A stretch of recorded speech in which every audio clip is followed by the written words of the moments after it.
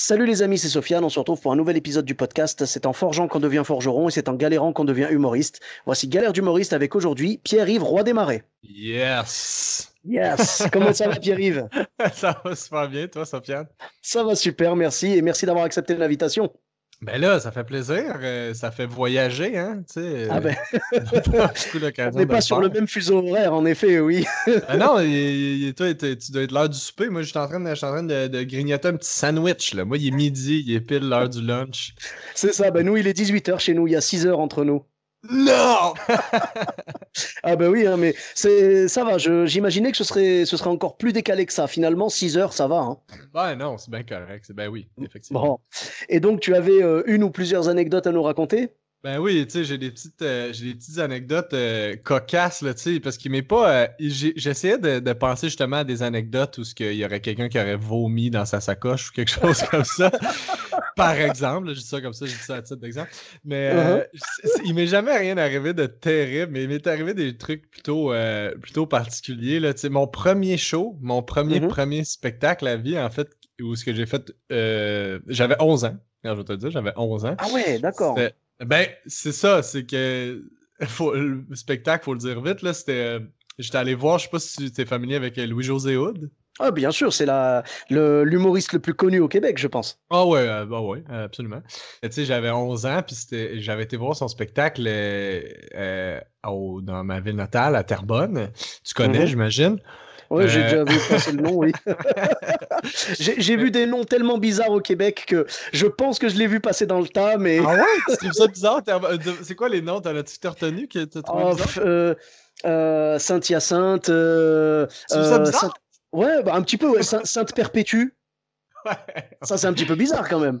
Ouais, ben, tu sais, on a beaucoup de saints, là. Il y a vraiment beaucoup de saints au Québec. Là, tu sais, il y a des saints que tu fais, hey, je peux pas croire que ça, c'était un saint, là. Tu sais, Saint-Denis.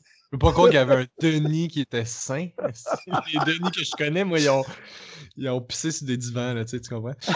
Mais Ben, en tout nous, cas. on a des Saint-Denis ici aussi, donc ça va, tu vois. Ah ouais, bon, tu vois.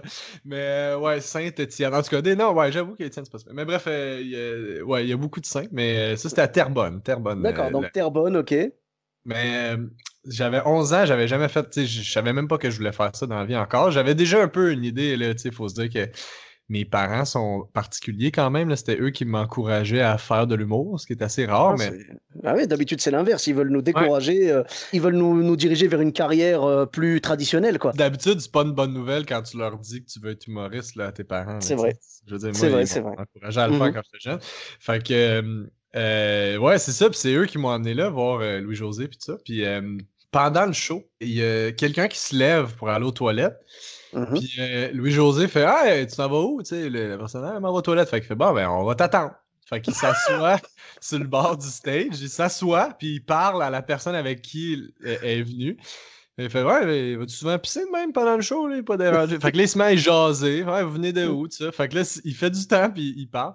Puis ma mère se retourne vers moi, puis elle me dit Va lui demander un autographe. Fait que là, je dis Là, là? Tu sais, j'ai 11 ans, mais je suis plus conscient que ma mère que ça se fait pas. Tu sais, elle dit, oui, il faut lui demander un autographe. Je fais, oui, mais il est en spectacle. Elle dit, ben non, mais là, il est en mort, là. Fait que je fais, OK. Fait qu'elle sort de sa sacoche, elle sort une vieille facture, puis genre un eyeliner, là, tu sais, un truc pour se Ouais. maquiller, là, tu sais. Puis elle dit, va lui demander un autographe. Fait que je suis super gêné, mais je finis par OK, tu sais, ma mère, elle me dit que c'est correct, ça doit être correct. Fait que je me lève, on est assis loin, là, on est assis dans le fond, là, je traverse la salle. Lui, il fait juste lever les yeux, Louis-José, fait qu'est-ce qu'il fait là, lui? Fait que là, je fais juste m'approcher, je fais bonjour, monsieur Hood, je voudrais un autographe. Puis là, ça part à rire dans la salle parce qu'évidemment, tout le monde m'a entendu. Tout le monde fait c'est qui ce petit weirdo-là il est bien épeurant, il s'en va-tu le tuer? Qu'est-ce qu'il fait là? Fait que là, il fait OK, ben ouais. Il dit t'es pas gêné, hein? Puis là, au contraire, j'étais super gêné, tu sais, c'est ma mère qui m'avait forcé à le faire. Fait qu'il signe l'autographe, il me demande c'est quoi mon nom, il me jase, il dit qu'est-ce que tu veux faire plus tard? Fait que je dis ben j'aimerais ça être humoriste comme toi. Fait que là, le monde, ah, tu sais, je viens de décider ça. Moi, là, je venais juste de décider que c'était ça que je voulais faire. Fait qu'il dit, Fait qu'il dit parfait, à la fin du show, tu viendras sur scène, tu compteras une joke. Oh! Fait que, fait que là, moi, je capote, je Bon. connais aucune joke. Uh-huh. Fait que tout le reste du show, j'écoute plus. Moi, là, je me rassois, puis je fais juste penser à qu'est-ce que je vais dire, tu sais. Oh là là. Fait que bref, en espérant un peu qu'il m'oublie, là, tu sais. Fait que là, Mhm. il finit son show, tu sais, il fait le rappel, pis tu sais, gros show, là, ça lève, pis fait que là, à la fin, il finit, puis je suis comme, ah, il m'a sûrement oublié. Il fait, avant de Mhm. partir, Pierre-Yves, on revient ici! Fait que là, le monde, fait que là, je Oh là là. traverse la salle, je shake, là, tu sais, j'ai tellement peur, j'ai 11 ans, je Ah monte bah sur oui, scène. là déjà quand même, waouh, parce que vraiment, je pense que moi, si ça m'était arrivé à 11 ans, j'aurais même pas eu le courage d'aller demander l'autographe au départ déjà, tu vois. Ben, c'est ça, ben, quand t'as une mère insistante, tu vas y aller, tu sais. Fait que je suis sur scène, puis la seule joke qui m'est venue, c'est une joke, c'est une street joke, là. C'est une joke de rue, c'est une joke que tout le monde fait, c'est une joke que tout le Ouais. monde connaît. Je sais pas si vous la faites en France, ça sera une bonne occasion de me le dire. Mhm. C'est probablement la joke la plus classique, là, ici. C'est Ouais. un gars qui veut rentrer dans la police. Oui. Fait que la police s'est tassée, puis il est rentré dans le mur. C'est ça la joke. Ah oui, d'accord, je vois le genre. C'est Je un vois le jeu de genre, mots mais de c'est rue, tu sais. c'est comment dire, ouais, c'est la blague, ouais, c'est un jeu de mots C'est sur le sens de rentrer dans la police, quoi, voilà. ouais. C'est oui, oui, je vois le genre. C'est un peu comme la blague en anglais avec le cheval qui rentre dans le bar et on lui dit Why the long face, tu vois. C'est un peu le même style, voilà. C'est un Ouais, jeu de mots sens propre, sens figuré, tu vois. exact. Fait que là, moi, je fais Alors, ce joke-là, mais ça ouais, ouais. rentre comme une tonne de briques, là. Ouais, Non! et Le monde. les gens, ça va, ils étaient bienveillants et tout? Ben oui, j'avais 11 ans, tu sais, fait qu'ils m'applaudissent. Moi, je suis comme, yes, je suis le king, tu sais. Fait que moi, ça, c'était ça, mon premier show. Je suis monté, j'ai volé une joke.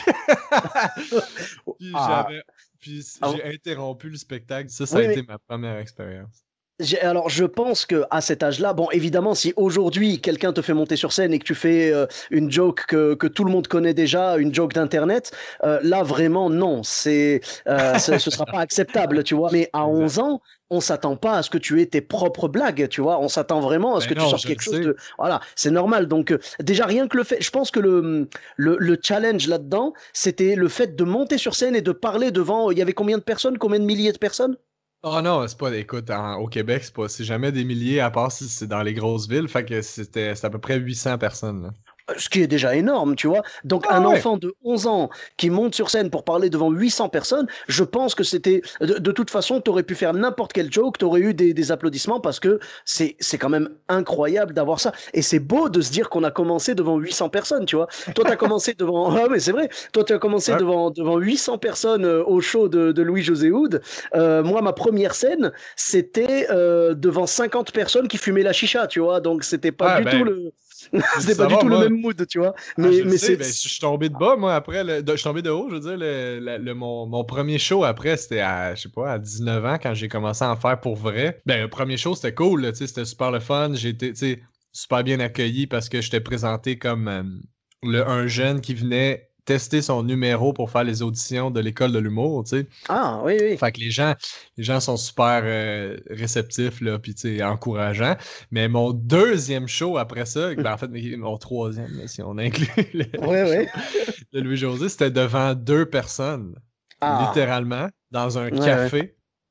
C'était dans un café à genre, pas l'après-midi, pas le soir. Tu sais, d'habitude, les choses comme à 8, là, je sais pas en France, mais nous autres, c'est comme toujours à 8 heures le soir. Ouais, 8 Puis heures, 9 heures, ouais, ouais, bien sûr. ouais. Puis là, c'était comme à 6 heures. Tu sais, Ah. comme une heure dégueulasse. Il y avait deux personnes dans la salle. Puis c'était le propriétaire puis sa blonde. Fait qu'il était... Donc, c'est pas non plus le meilleur public possible, quoi. Ben, lui, il voulait que ça lève, là. Il était dans son propre café, mais tu sais, il était bien angoissé parce qu'il a pas fait de Ah, vente puis il faut qu'il paye tous les humoristes. Fait que devant deux personnes, ça, c'était mon deuxième show, ça. ah oui. Mon deuxième show après, ouais. Ouais, ouais, mais après, je comprends parce que c'est souvent ce qui se passe pour les humoristes et c'est ce qui s'est passé pour moi. C'est que le premier show, il y a tellement une énergie bienveillante et tout que ça se passe bien. Et le deuxième, tu prends la confiance et en général, tu tombes de haut. Donc là, toi, ce qui t'a fait Exact. tomber de haut, c'est déjà le nombre qui a chuté, tu vois. Mais nous, nous, je veux dire, en règle générale, même s'il y a le même nombre de personnes, quand on prend trop la confiance, tu vois, moi, je vois, c'est ce qui m'est arrivé. J'ai trop pris la confiance sur mon premier set. Le deuxième, c'était à peu près la même configuration. Et bon, j'ai pas pris un beat complet, mais quand même, c'était très très dur. Vraiment, il n'y a pas eu beaucoup de réactions et tout. Ça m'a Ben oui. ramené un petit peu sur terre et j'ai compris que c'était un métier, tu vois, parce que la première fois, quand tu le fais et que ça se passe bien, t'as l'impression d'avoir craqué le code, tu vois. Ben oui, exact. Ben, c'est un classique, là, ça, là, des jeunes qui prennent beaucoup de confiance. Tu sais, il y a ce phénomène-là aussi à l'école de l'humour où ce que après la première année, tu penses que t'as tout compris, là, tu sais, pis t'es comme, ouais, Mhm, je pourrais sortir de l'école, là, tu sais, pis je comprends la game, là, tu sais, je suis pas cap. Puis mais c'est dégueulasse, là, tu sais, t'as vraiment pas assez d'expérience, puis même en sortant de l'école, il y a une autre confiance de, ah, je suis un finissant de l'école de l'humour, tu sais, il y a quelque chose de... Faut mhm. comprendre aussi qu'au Québec, là, c'est comme...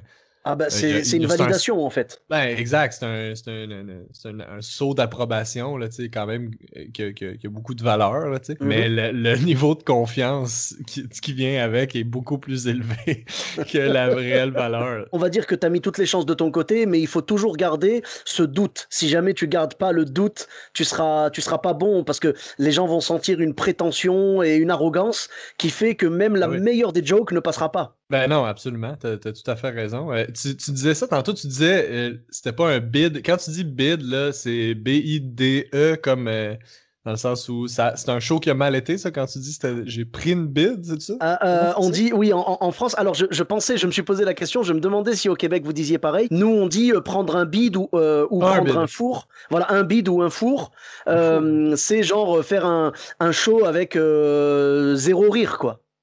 Ok, ok, ok. Ouais, j'essaie Comment de vous voir. appelez ça, vous? Ben, se planter, ça c'est sûr. On appelle ça se planter. Euh, je sais pas, j'essaie de voir. Tu sais, je sais qu'il y a beaucoup d'expressions anglophones là, qu'on utilise, là, tu sais, Hein? bomb, là, tu sais. Oui, bomb, oui, Fait voilà, oui, oui, to bomb on stage, ouais. ouais, exact. Ben, tu sais, ben, je pense qu'on dit se planter. Ouais, ben, moi, je préfère dire prendre un beat parce que tu sais, en tant que musulman, si jamais je commence à placer le mot bombe dans une phrase, Ouais. ça Ouais, tu peut fais être un petit peu mal interprété. ouais, c'est ça. Ben, puis moi, j'essaie de pas utiliser trop planter parce que les Blancs, on plante beaucoup de plantes. Là. Justement, c'est vraiment un stéréotype qu'on essaie de s'éloigner. C'est vraiment gênant. Mais, mais ouais, il y a plein de termes. Hein. Excuse-moi, ça me fascine. Là. Je sais que c'est bien classique là, de faire ah, la France puis le Québec, on n'a pas les mêmes expressions, mais ça me fascine quand même. Là. Dites-vous ça, tu sais, je dis des jokes là, depuis tantôt, mais vous dites ça Oui, aussi oui, des jokes? Vous dites oh, plus. Je sais que vous dites on des peut le vannes dire. aussi? Ouais, nous, on dit plutôt des vannes, mais joke, on comprend, tu vois.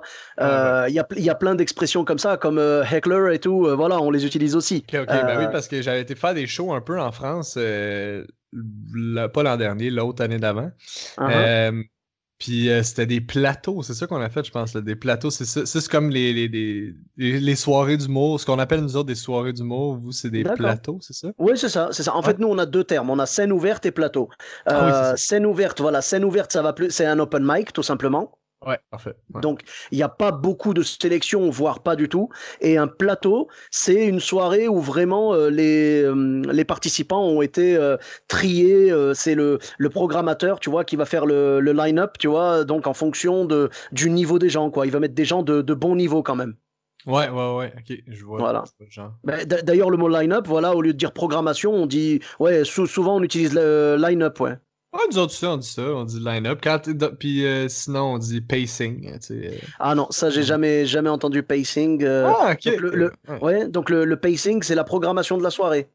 Ben, pacing, c'est utilisé comme une coupe pour deux affaires, soit justement la programmation de la soirée ou toi, l'ordre dans lequel tu vas dire tes jokes, tu sais. Fait Ah, que, d'accord, mettons, je si tu comprends. décides de commencer avec ton numéro sur le camping, après ça, tes jokes de bombe, justement, puis après ça, tes jokes de planter des fleurs, ben, cet ordre-là dans lequel tu vas faire tes jokes, c'est ton D'accord. pacing, tu sais. On l'appelle Ah, comme ok, ça. bah je connaissais pas, tu vois.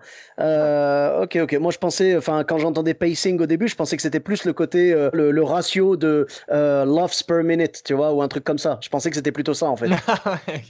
Ouais, non, Donc non. c'est pas si scientifique que ça, je pense. La manière qu'on fait Mais l'humour. on a tendance à mettre le Québec vraiment sur un piédestal au niveau de l'humour parce que vous êtes comment dire, vous êtes juste après les États-Unis au niveau de la culture de l'humour. Donc vous êtes un petit peu les Américains francophones, si tu préfères. Tu vois, c'est pour nous, c'est ça. Le stand-up, vraiment le top du top, c'est le berceau du stand-up. Donc New York, tout ce qui est Los Angeles, tout ça.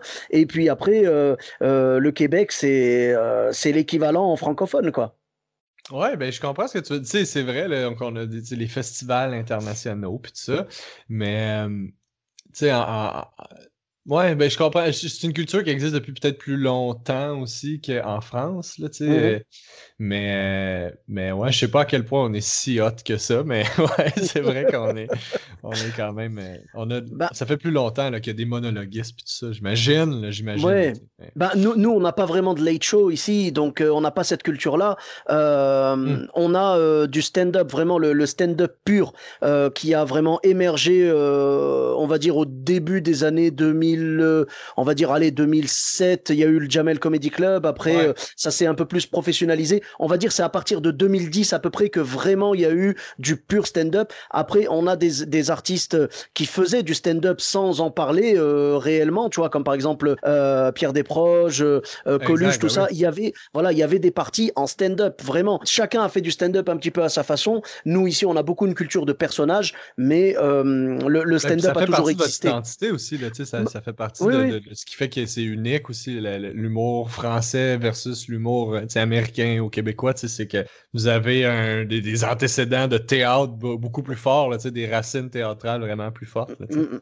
Non, c'est vrai, mais le pur stand-up commence vraiment à émerger depuis quelques années ici, Ouais, et on va vers une culture, tu vois, je pense que d'ici quelques années, les premiers qui se sont lancés vraiment dans le stand-up et qui ne jurent que par le stand-up, je pense que ça va donner les futurs George Carlin, peut-être, tu vois, voilà, je parle pas pour moi, évidemment, hein. Tu vois, comme Farid, tout ça, Farid, je pense que tu connais. ouais, ben oui, absolument. Voilà, donc Farid par exemple, qui est pour moi un des exemples comment dire, les plus connus du stand-up en France. Farid qui en fait depuis déjà très longtemps, hein, parce que on a l'impression qu'il vient d'arriver, mais en fait non, non, pas du tout. Il a commencé dans son adolescence carrément, tu vois. Il Ah était ouais? encore adolescent quand il a commencé, et aujourd'hui il est à fond dans le stand-up et tout. Il a monté son comedy club ici qui s'appelle le Madame Sarfati. Mhm. Alors la référence, je pense que tu l'as pas, Madame Sarfati. Ça te dit quelque chose ou pas? Ben, je savais qu'il avait ouvert son club, là, mais je savais pas c'était quoi le nom, non? Voilà, donc le nom c'est Madame Sarfati. C'est en référence à un sketch d'un grand humoriste qui s'appelait Eli Kaku. Est-ce que ça te dit quelque chose? Non. Non. Alors c'était vraiment une superstar en France, un grand comédien, grand humoriste, et son personnage phare c'était Madame Sarfati, OK. maman juive tunisienne qui était très très mère poule avec ses enfants, avec ses petits enfants, tout ça. Voilà, c'était son personnage phare. Donc Madame Sarfati a donné le nom le Madame Sarfati maintenant au club de Fari. Et donc je disais voilà Fari qui est pour moi un des exemples les plus clairs du stand-up. Je pense que lui va terminer un peu comme George Carlin, voilà, donc à faire du stand-up encore à 60 ans, 65 ans, machin, Mhm. voilà, et ça va se bonifier encore plus avec l'âge. Déjà maintenant, il a un très grand niveau, et je pense que ce genre de profil stand-up va se bonifier avec l'âge et va nous donner de très très belles choses à voir. Si tu veux, l'essor qu'il y a eu dans le stand-up dans les années 70-80 aux États-Unis, c'est à peine là où on en est aujourd'hui en France, j'ai l'impression. Ouais, mais en même temps, je me dis, avec Internet, c'est le fait que justement vous ayez accès à ces humoristes-là des États-Unis, est-ce que ça nous met pas un peu tous sur le même pied d'égalité au niveau de l'expérience, de OK, on voit un peu ce qu'on peut faire, puis tout le monde va un peu partir dans sa direction, tu sais, parce que j'ai l'impression aussi que le stand-up pur, ben c'est pas une mode, mais on dirait qu'il y a vraiment une culture de, en tout cas, il y a eu ça au Québec, beaucoup de c'était très valorisé. La personne toute seule sur scène avec un micro, puis pas de décor, puis il fait juste parler pendant 1 heure et demie. Puis ça, Mhm. c'est ce qu'on valorise. Mais ça, tu sais, justement, de jouer avec la forme, puis on commence à avoir justement de plus en plus de style, puis pas juste du stand-up pur. Tu sais, est-ce que justement ça va pas un peu s'éclater comme ça partout, puis avec la venue d'Internet, tu sais, vous êtes pas en retard, tu sais, vous savez c'est quoi la culture du stand-up, tu sais, fait que je me questionne à savoir est-ce que vous êtes vraiment si en retard que ça, tu sais, entre guillemets, là, tu sais. Ben, au niveau de la culture, non, parce qu'aujourd'hui, Internet a permis de remettre tout le monde sur le même niveau, comme tu viens de le dire. Mais je pense qu'au niveau de la pratique, tu sais, c'est comme si tu regardes toute la journée des vidéos de gens qui conduisent des voitures. Le jour où tu conduiras ta voiture, tu seras pas aussi doué, tu vois. Donc, Ouais, ouais, c'est sûr. Mais sur le plan individuel, effectivement, là, tu sais, c'est sûr que ça prend une expérience, mais je veux dire, au niveau de l'importance que ça prend dans la culture. Ouais, c'est vrai que ça prend des modèles français pour créer d'autres talents émergents français, là, tu sais, bah, nécessairement. l'avantage d'Internet, en fait, c'est que ça nous permet de voir ce qu'il est possible de faire, toutes les Ouais. formes possibles de stand-up, d'humour, tout ça. On voit que tout le monde a son style bien à lui, donc on voit que toutes les portes sont possibles. Tu vois, on peut ouvrir n'importe quelle porte dans le stand-up, mais après, au niveau de la pratique, je pense que ça va encore demander quelques années avant de vraiment rentrer dans le quotidien des spectateurs français, parce qu'ils sont pas encore tout à fait habitués. Alors, si tu regardes Paris, Ouais. par exemple, il y a beaucoup plus une culture stand-up à Paris. Donc, c'est plus facile. En revanche, dans certains endroits en province, c'est plus compliqué parce que les gens connaissent plus l'univers de Muriel Robin, de Pierre Palmade, Mhm. des personnes en fait qui faisaient plus du personnage que du stand-up. Ce qui n'est pas mauvais, bien évidemment. Mais je pense que pour rentrer dans le quotidien des Français, comme c'est rentré dans le quotidien des Québécois ou des Américains, le stand-up a encore quelques années de pratique avant d'y arriver, quoi. Ouais, ouais, ouais, ben oui, je comprends ce que tu veux dire. Mais c'est vrai. Puis c'est un peu comme ça aussi au Québec. Tu sais, évidemment, j'ai l'impression que c'est le même aussi aux États-Unis, là, que dans les grosses villes où évidemment la culture est plus bouillante, c'est sûr que ça évolue un petit peu plus vite, là, tu sais. C'est sûr et certain. Tu sais, c'est le même aussi là, au Québec, là, si tu vas faire une soirée d'humour bien C'est obscure à à Montréal, ça va être. Terrebonne. Si tu vas à Terrebonne, est-ce que ça Ouais. marche? Ben, Terrebonne, c'est pas si pire, mais non, mais c'est sûr, évidemment, que si tu vas dans une soirée d'humour obscure avec ben des jeunes qui sont habitués à la culture du stand-up, ben c'est là que tu peux aller un petit peu plus loin dans la forme que si tu justement, tu vas dans une salle de spectacle à Terrebonne avec des, tu sais, des gens qui, puis j'enlève rien à ces gens-là, mais qui voient un ou deux spectacles d'humour par année, tu sais, contrairement à du monde qui vont voir les soirées d'humour à toutes les semaines. C'est évidemment que la culture est différente. Je pense que c'est un phénomène assez global, là, tu sais, mais Mhm. je vois le Mais genre. je pense qu'en France, en fait, nous, les spectateurs n'ont pas encore le réflexe, même si c'est de moins en moins vrai grâce à Netflix, Amazon Prime, tout ça. Je pense que les spectateurs n'ont pas encore le réflexe d'aller voir du stand-up de tous les pays, tu vois, et surtout des Mhm. États-Unis, parce que c'est vraiment là le berceau du stand-up. Je pense que les gens n'ont pas encore cette habitude-là. Le public en général, hein, les gens, les spectateurs lambda, je veux dire, vraiment. Mhm. Les stand-uppers, oui, les stand-uppers ont l'habitude. Moi, je sais que dès que j'ai découvert le stand-up américain, tout ce qui était Dave Chappelle, Chris Rock, tout ça, Louis Ouais, C.K., Jerry Seinfeld et tout, j'ai sauté dessus. J'ai découvert le style complètement différent de Jeselnik, tu vois, qui fait vraiment ouais. du one-liner, Designer. tu vois, tout ça. Et puis beaucoup, en fait, sa spécialité, voilà, c'est la fausse piste. Tu vois, il Ouais. t'emmène vers quelque chose, tu es sûr de deviner la fin et finalement il prend un tournant, tu vois, genre un twist au dernier moment Mhm. et là, enfin, t'es cueilli par la chute alors que tu étais persuadé d'avoir deviné la fin, tu vois. Donc c'est quand même beau, des personnes comme ça qui ont ce style-là. Donc nous, en tant que stand-upper, on a la curiosité d'aller voir tout ça et on se rend compte de ce qu'il est possible d'offrir au public, mais le public en lui-même garde cette habitude de regarder que ce qu'il connaît déjà quasiment, tu vois. Il y a quelques stand-uppers qui ont réussi vraiment à s'imposer un peu au grand public. Je pense notamment à Haroun, je pense aussi à Blanche Gardin, tu vois. Ce sont des personnes qui ont réussi à avoir une exposition un peu plus large, un peu plus mainstream, tu vois, au niveau du public, mais le reste des stand-uppers connaît des humoristes aux États-Unis, tout ça, qui vont peut-être arriver dans la culture française que dans 5 ans ou 10 ans, tu vois. Ben oui, ben oui. Moi, je me rends compte aujourd'hui, par exemple, quand je réécoute des vieux podcasts, tu vois, par exemple, Dan Gagnon, que tu connais certainement, Mhm. voilà, Ouais. qui est un stand-upper que j'apprécie vraiment beaucoup, qui m'a fait découvrir beaucoup de choses à travers son podcast Dan Gagnon gratuitement. C'est d'ailleurs le premier podcast que j'ai écouté. J'en profite pour saluer Dan. J'espère que ça se passe bien pour lui maintenant qu'il est revenu au Québec. Et donc, voilà, il a vécu en Belgique pendant très longtemps, mais grâce à lui, tu vois, il a été un peu mon portail vers le stand-up québécois et américain, tout ça. Il sortait des noms que je ne connaissais absolument pas. Et dès que je tapais leurs noms sur YouTube, tout ça, sur Netflix et tout, je pouvais voir ce que ces gens-là faisaient. Et voilà, mais le problème, c'est que si tu cherches pas vraiment, si tu t'intéresses pas au milieu vraiment de l'humour, si tu t'intéresses juste en surface, je pense que tu n'auras pas le réflexe d'aller voir des gens comme, ne serait-ce que George Carlin dont on parlait tout à l'heure, je pense que tu l'aurais pas entendu. Par exemple, Richard Pryor, tu vois, il est vraiment. Désolé pour mon accent dégueulasse, hein, mais voilà. Donc, Richard Pryor, là je suis mieux, là je suis bien. Ouais, c'est Donc, comme ça qu'il disait, lui, en tout cas. Lui, c'est le même qui prononçait son prénom. Richard Pryor, ouais. voilà, exactement. Il faut bien prononcer les lettres à la française. Richard Pryor, voilà. Et encore, j'ai fait l'effort de dire Pryor et non pas Prior, hein, quand même. Non, non, Attention. exact. Ouais, c'est ça. Donc voilà, donc des gens comme Richard Pryor, tu vois, c'est des gens que quand tu t'intéresses au stand-up, tu dois passer par cette base. Tu es obligé, tu vois, vraiment de t'intéresser aux fondations du stand-up, vraiment ce qui a construit le stand-up dans les années 60-70. Mais le grand public n'aura pas ce réflexe. Et je leur en veux pas du tout. Le grand public, en fait, ne consomme que ce qu'on lui sert. Et pour l'instant, dans nos chaînes de télé à nous, on nous sert pas du tout du stand-up américain, tu vois, ou même du stand-up québécois. C'est seulement les gens qui ont traversé l'Atlantique qui vont pouvoir montrer leur style. Tu vois, des gens comme Anthony Cavana, par exemple. Ouais, exact. Ben, tu sais, c'est ce que je me suis rendu compte aussi un peu, tu sais, pour avoir à peine là, touché un peu là, tu sais, avoir trempé l'orteil dans la piscine. Là. Je me rends compte que nous, on est vraiment beaucoup en contact avec la culture française. Tu sais, il y a beaucoup de films français qui se rendent jusqu'ici. Il y a beaucoup de, justement, les humoristes français que tu nommes, on les connaît tous, là, tu sais.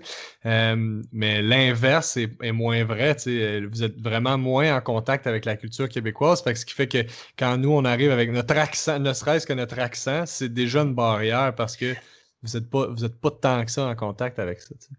Oui, c'est vrai qu'on n'a pas vraiment cette habitude, tout ça. Après, l'accent, très honnêtement, jusqu'à présent, tous les stand-uppers québécois que j'ai interviewés, l'accent était tout à fait léger, sans problème. J'arrivais à comprendre, on arrivait à se comprendre sans aucun problème. Mais c'est vrai que le public, des fois, peut avoir du mal à attraper ça. On en parlait avec Pierre-Bruno Rivard, qui me disait qu'il avait joué à Montreux. Et malheureusement, son sketch à Montreux avait été beaucoup décrié à cause de son accent, alors que son accent, je le trouve tout à fait correct. Il y a pas de, j'ai pas de problème à le comprendre ou non. Ouais, ben, lui, il parle mal, là, en général, mais... Non, non, mais oui, je comprends ce que tu veux dire. Effectivement. Non, mais c'est ça, ben, c'est ça que je me rends. Puis aussi, tu sais, par rapport à ce que tu disais, par rapport au public, là, tu sais, il va consommer ce qu'on lui sert, c'est vrai. Puis il y a une citation que j'adore de Charlie Chaplin qui disait, Mhm. et là, je traduis, là, j'improvise une traduction, là, mais il disait, est-ce que s'il y a bien une chose que ma carrière m'a appris, c'est que le public sait pas ce qu'il veut. Tu sais, parce que souvent, on pense que le public sait ce qu'il veut, on pense Mhm. on veut y servir ce qu'il a déjà voulu, mais souvent, il est prêt pour d'autres choses, puis il le sait même pas lui-même. Tu sais. Non, mais c'est totalement ça, parce que, en fait, bah, déjà, c'est quand même dingue que Charlie Chaplin, à l'époque, déjà se rendait compte de ça, parce qu'aujourd'hui, on s'en rend compte aujourd'hui, mais à l'époque, déjà, c'était le cas, apparemment. Ben oui, ben tu sais, il y a toujours eu des gens qui ont été là pour révolutionner ou tu sais, remettre en question le style ou tu sais, jouer avec la forme puis tout ça. Fait que Mhm. c'est ça, c'est une belle leçon. Je trouve qui Bah, je s'applique pense à toutes que les époques. ouais, ouais, bah, oui, oui, ça s'applique à tous les temps, c'est sûr, à toutes les époques. Je pense que les gens pensent qu'ils ne sont pas prêts, c'est juste parce que il va y avoir un petit temps d'adaptation. C'est-à-dire que si tu leur montres, bah, tu vois, par exemple, pour Charlie Chaplin, quand on est passé du cinéma muet au cinéma parlant, tu vois, je crois qu'il avait eu un petit mouvement de résistance, c'est-à-dire que quand il a fait le film Les Temps modernes, alors je suis vraiment désolé si jamais je me trompe, hein, j'ai pas une grande culture Non, au mais niveau de c'est Charlie ça le Chaplin, nom du film. mais Ouais. je crois que les temps modernes, quand il l'avait fait, justement, il avait fait exprès de le garder vraiment muet le plus possible, quoi. Et il y avait juste la fameuse chanson qu'il avait chantée là. Tu vois, il y a eu il y a eu une reprise d'ailleurs par un groupe, je ne me rappelle plus du nom. Enfin bref, il y a eu une reprise il y a quelques années. Mais donc, il avait chanté une chanson en inventant des Ouais. mots, en fait. Il faisait du, comment vous appelez ça, du gibbering, un truc comme ça, non? Du gibberish, j'imagine, ouais, c'est ça. Gibberish, pardon, voilà, tu Ouais, vois. Du gibberish, voilà, c'est-à-dire du blabla, quoi, du blabla. ouais, Il a baragouiné, comme on dit en France, il a oui. baragouiné quelque chose. Bon. C'est vraiment, je veux dire, tu vois, il a voulu s'adapter au cinéma parlant, mais son message à lui, c'était, voilà, je n'ai pas besoin de parler pour faire rire. Et c'est clair qu'aujourd'hui encore, tu regardes un Charlie Chaplin muet, mais tu meurs de rire encore aujourd'hui. Ben oui, ben, tu sais, il y a des trucs comme ça, j'ai l'impression qu'ils vont toujours. Tu sais, c'est un souci que j'ai aussi dans. On dirait c'est une question que je me pose souvent de est-ce que ça peut bien vieillir? Parce que c'est rare l'humour qui vieillit bien, mais j'ai l'impression que quand c'est ancré dans quelque chose de profondément humain, tu sais, dans les Mhm, sentiments humains, ça vieillira jamais. Tu sais, ça va toujours exister. Tu sais, fait que quand c'est une situation de lui qui est dans marde, comme on dit nous autres au Québec, puis qui essaie mhm. de sortir de cette situation-là, c'est très simple, mais que ce soit dans un bit de stand-up élaboré ou dans un film muet très straightforward, ben c'est assez. Ça va toujours chercher les mêmes zones à l'intérieur, c'est-à-dire les sentiments humains où ce qu'on peut se mettre à la place de cette personne-là puis comprendre le feeling, tu sais. Fait que ces affaires-là, ça vieillit toujours bien, tu sais. Oui, bien sûr, ça reste universel et je pense que c'est le même problème quand tu passes d'un pays à un autre. Si tu arrives à aller exporter ton stand-up dans un autre pays, c'est que tu t'es adapté, c'est que soit tu as adapté toutes tes références, soit si tu n'as rien changé du tout, c'est que ton humour est universel en fait. Et il y a certaines blagues universelles, d'autres un peu moins, mais à partir de là, je pense que si elles réussissent à traverser les pays, je pense qu'elles peuvent réussir à traverser les époques aussi. Ben oui, t'as tout à fait raison, c'est exactement ça. Tu sais, si je fais une joke de coudonc, c'est-tu moi ou le gars qui nous accueille au métro Jarry, il pue? Tu sais, tu fais, ouais, mais si dès que tu sors de Montréal, c'est fini. Bah, oui, Mais voilà. quand c'est. Ouais, Ta blague comment dire, elle a une durée de vie de 15 km², pas plus. ouais, Tu c'est vois, c'est vraiment ça. Mais t'as très, raison, très quand ça. compliqué. Faut que ça prend des jokes qui traversent l'espace-temps. On l'a C'est ça, trouvé. Non, exactement. t'as raison, pareil. Non, bah écoute, non, mais c'est compliqué. Hein. On aimerait tous avoir un spectacle universel, mais évidemment, c'est du travail et du travail et du travail. Je pense qu'il y a quelqu'un qui est bien placé pour nous en parler. J'espère que j'aurai l'honneur de le recevoir dans le podcast un jour. C'est Sugar Sammy. Ouais, ben, puis tu sais, je pense que quand c'est universel, faut que ce soit. C'est parce que ça passe par le fait que c'est personnel aussi, tu sais. Faut que ce soit Mhm. profondément humain et personnel, proche de toi-même, pour que ça parle à d'autres mondes, là, je pense, tu sais. Ouais, c'est Mais vrai, mais après, c'est je pense qu'on le sent. Bah, plus on joue dans d'autres pays, plus on sent les choses communes qui nous réunissent, quoi. ben oui, effectivement. Ben oui, Mm. 100%. Merci beaucoup pour ces anecdotes. Je voulais juste te poser deux questions par rapport aux deux anecdotes que tu nous as racontées. Vas-y. Donc, la première, c'est est-ce que tu as pu reparler à Louis-José Houd de cette expérience que tu as vécue avec lui?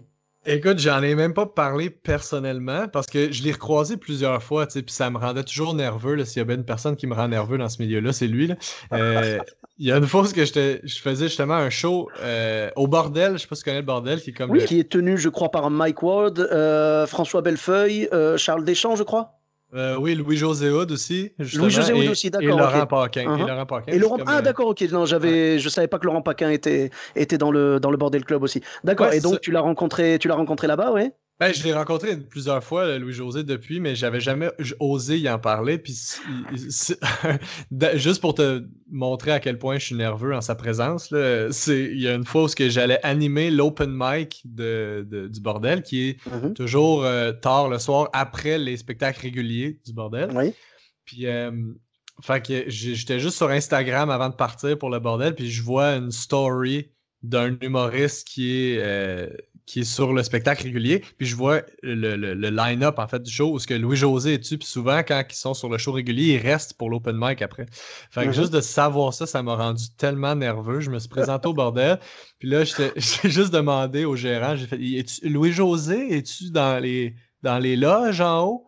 Puis il fait ah ouais, je pense qu'il est encore là. Je fais ok, ben je vais rester ici d'abord. Fait que juste rester là. Je suis jamais monté en haut, j'ai juste laissé mon sac, mon manteau derrière la régie. Puis je dis ouais, bon, ben je vais aller sur scène là. Fait que là, j'ai commencé à animer. Puis Louis-José est rentré dans la salle pendant que je jouais, puis je suis devenu le pire humoriste au monde. J'étais tellement pas bon, juste parce que je savais qu'il était là. Fait que ça, c'est à quel point il me rendait nerveux. Fait que j'ai jamais osé y en parler, mais j'ai raconté cette anecdote-là de l'autographe euh, à une émission de télé. Mhm. Puis eux, ce qu'ils ont fait, c'est qu'ils ont contacté Louis-José pour lui demander s'il s'en souvenait, puis tout Mhm. ça. Puis lui, ce qu'il faisait souvent, Louis-José, c'est qu'à cette époque-là, il filmait ses spectacles pour pouvoir se réécouter, puis tout ça. Fait Mhm. qu'ils ont essayé de retrouver le footage, tu sais, la vidéo de moi, mais ils n'ont pas été capables, ils l'ont pas retrouvé. Mais Louis-José s'en souvenait. Fait que ce qu'il m'a dit, c'est. Il m'a fait une vidéo, il s'est filmé chez eux, puis il m'a envoyé la vidéo de Hey, salut Pierre-Yves, tu t'es pas mal amélioré depuis, bravo. Euh, il dit Regarde, quand tu auras ton one-man show, ben je viendrai compter une blague à la fin. Fait que Oh, c'est beau, c'est magnifique. ouais, fait que c'est une belle fin romantique hollywoodienne. Fait que quand je vais être de passage, je vais essayer de faire ça probablement à Terrebonne. Là, tu sais, quand je vais être de passage à Terrebonne, je vais lui demander de venir compter une joke Oui, voilà, sur pour scène. boucler la boucle, quoi, Exact, voilà, que ça se termine là où ça avait commencé à la base. exactement.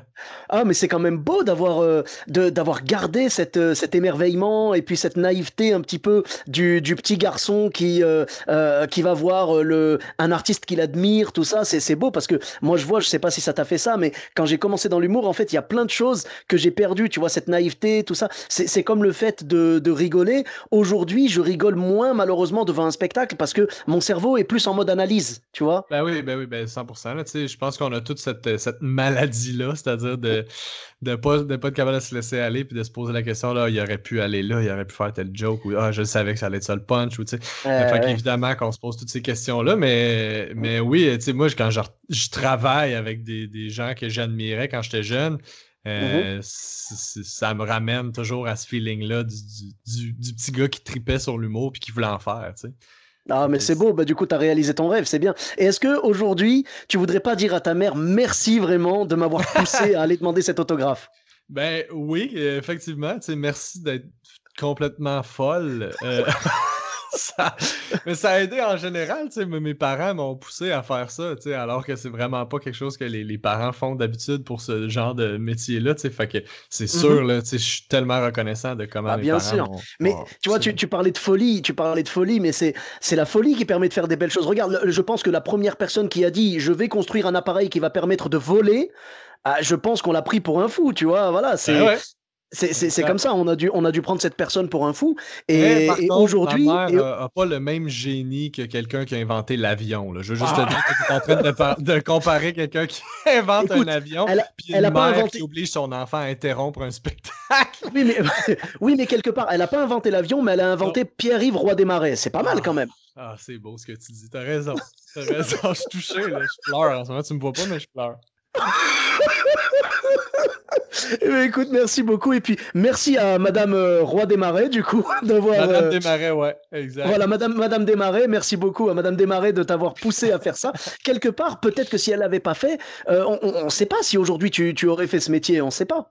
Ben non, c'est vrai. Ben, tu sais, en général, tu sais, de la manière dans l'environnement dans lequel j'ai évolué a fait en sorte que je peux faire ce métier-là aujourd'hui. Fait que oui, leur folie m'a amené, m'a amené Ah. jusque-là, tu sais, c'est ça. Mais tu sais, on aimerait bien tous avoir des parents dans ce genre de folie-là, tu vois, parce que il y en a Absolument. certains qui vont mettre ce genre d'énergie et ce genre de motivation pour te diriger vers des études d'avocat ou de médecin, tu sais, les deux grands classiques, quoi.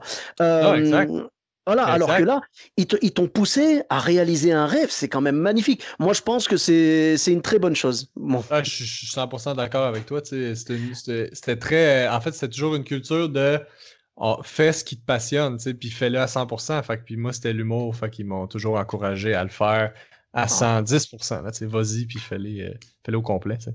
Eh ben c'est super, c'est exactement ce qu'il faut et on espère que tous ceux qui rêvent de faire du stand-up y arriveront. Une fois que ce maudit Covid sera loin, voilà, on pourra reprendre nos vies normales et reprendre la scène. La deuxième chose que je voulais te demander par rapport donc à ce que tu m'as raconté au départ, tu m'as dit que tu étais venu jouer donc en France et Ouais.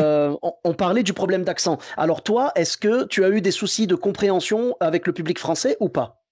Écoute, c'est intéressant ce que tu dis là parce que j'avais vraiment j'avais le souci au début là, de vraiment bien m'appliquer puis prononcer pour être. J'avais tout changé mes référents. Là, j'avais parlé à des humoristes français pour ça, est-ce que vous dites ça, ça, comment je devrais le Mhm. dire pour que ça passe mieux.